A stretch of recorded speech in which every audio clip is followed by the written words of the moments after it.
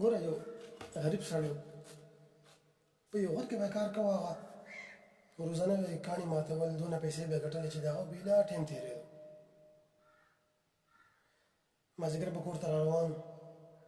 دونه پیسې به یې ګټلې وې چې د هغه سهار او ماښامې به بې څه نه څه ټایم پاس کېدو دې په لاره کې روان دی کور ته را روان دی کله چې کور ته راورسېد دی ویده شو او دې خوب ویني په لار کې اوس را روان دی یو غوټه بنګله ده او په زړه کې سوچ کوي چې الله مال دونه طاقت راکړي چې دا بنګله زما شي خوب بس د هغه له هغه الله دونه طاقت ورکړو چې دا بنګله د هغه شوه دې پکې خوف کول دی ارام کوي پروت دی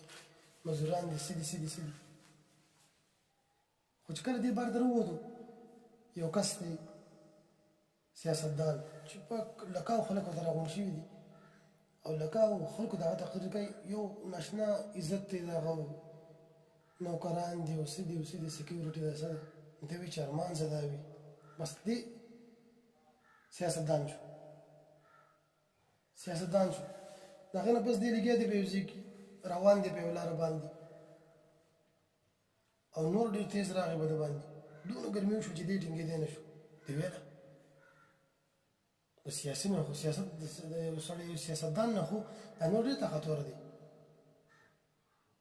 څونه ګرمۍ شپه کې درمان چې دا نور وي الله دې نور جوړ نور دې جوړ کړو الله د هغې نه پس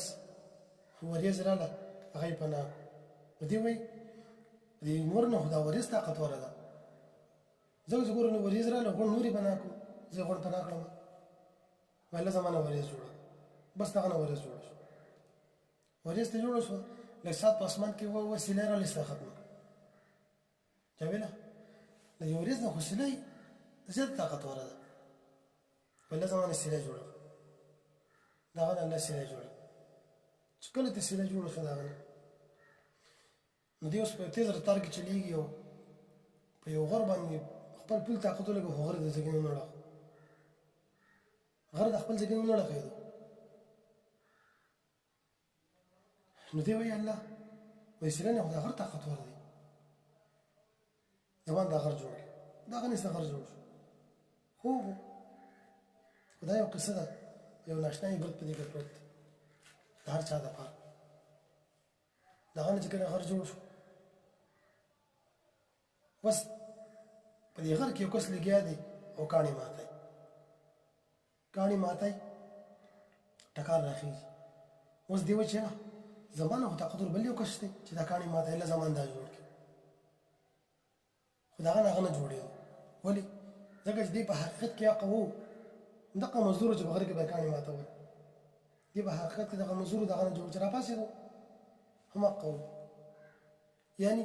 د غریب سړي نه طاقتور شي بل څه نشته خو د غریب نه علاوه د زه یو خبره کوم چې کم سړی محنت کوي هغه چې هرې طبقې والا دی محنت کشه دی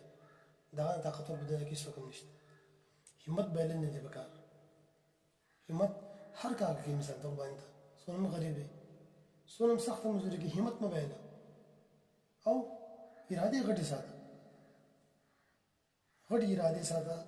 نو یو ورځ به دې سره راشي انشاءالله کامیاب به شي هم محنت پرېښودل نه دی پکار په هېڅ ډول باندې هم